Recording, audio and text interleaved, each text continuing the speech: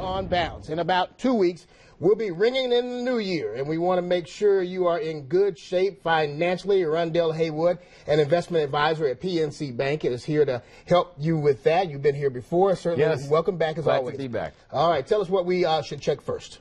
Well, the year's wrapping up. You want to think about a couple of things. You know, there's been a lot of fraud and sorts of credit card theft and things like that in the media. So the thing you want to do is check your credit report. Right, okay. And you think there's lots of scams and things like that. They want to charge you for it. It's not the case. You're entitled to 3 free credit reports a year, 1 from each of the agencies. How should people go about doing that? Because some people don't know how to do. I know that I want to check my credit report, but I don't know how to do it. How do they set that up? Exactly. Good question. Annualcreditreport.com.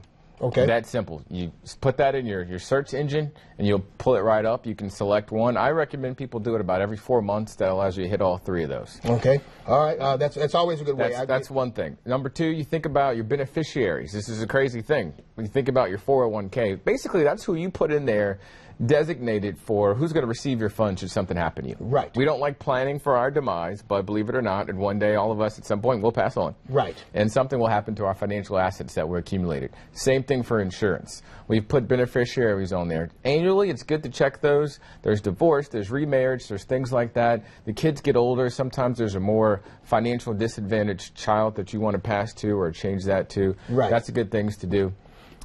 401k 529. Let me touch on those 2 things real quick. You're dropping some major knowledge Yeah, here. I'm A lot of dropping people some don't major do knowledge. that. I mean, right. that's important because the money. Where does the money go to in insurance policies if nobody is listed as the beneficiary? Well, different states have different laws. When you open insurance policies, usually they don't let you open one without a beneficiary. Right. Right. And so they'll look for next of kin. Some states actually have an escheating policy where it'll go to the state funds, but that's usually worst case scenario when they can't find anybody. Right. But I would imagine at some point, sometimes people may pass away that you're beneficiary. Exactly. And you don't go back and update it, and you might have some trouble with that. Right. They might have trouble. And remember, they can't always find these people. If you put one person on there that's been deceased and they have a child, well, what if they can't find that child? Right. That's very, very important. And you know what's interesting? After a person dies, it's very difficult to get insurance information from that company. All right. And unfortunately, I've had experience with that, and it's tough. Yes. So make sure you check it. Make sure you've got the right beneficiaries on there, and just make sure that's all buttoned up. Nobody wants that situation. Go ahead.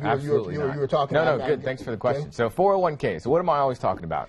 Maximize your 401k. You want to save until it hurts. If your wallet doesn't have bruises, you haven't saved enough. Yeah, and you know what? I noticed something. They sent me something in the mail the other day because I've been here more than 25 years, and now I think when I meet age 50, you can actually double some of your money that you can put into the 401k. Now, I don't believe for a second you're 50, but let's just assume that you are. This year, people 50 years and older can make an additional contribution of $5,500. Right. Next year, that goes up to $6,000. Okay, and you're saying do it. I'm saying do it. Okay, I haven't done it yet. So that's why I'm here. Okay. Keep you in line. All right, get it done. All right, $6,000. All right, flexible spending account rules? Yes, FSA. Now, these things are a little tricky. You get to put in money for approved health-related expenses, but if you don't spend it by the end of the year, that money disappears into oblivion.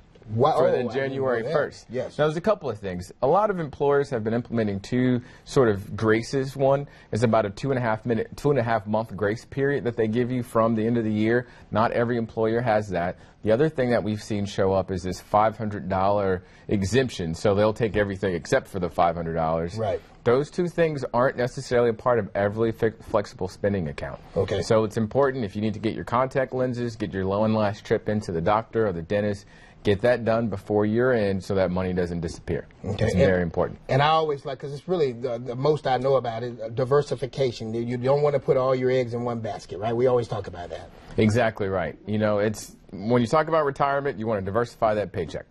You have something come from Social Security. If you're able to get a pension, great. Have some retirement savings. And one thing I'll leave you with this as we look into next year, have the conversation, okay, great. What if I'm behind? All this is great.